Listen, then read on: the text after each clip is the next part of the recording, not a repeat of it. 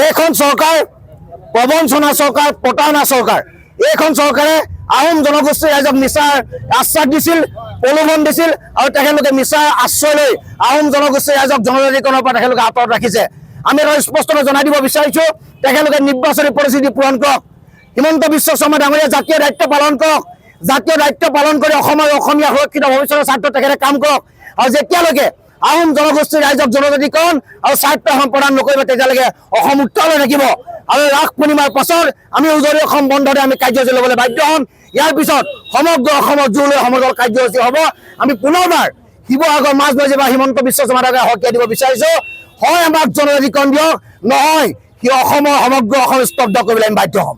বাৰম্বাৰ কৈছোঁ যে এইটো দল আৰু চৰকাৰ প্ৰবঞ্চনা দল, প্ৰতাৰণা দল আৰু মিথ্যাচাৰ আশ্ৰয় লোৱা দল আৰু অসম ভাৰতৰ প্ৰধানমন্ত্ৰী দলো সেই একে পথৰে প্ৰতীক।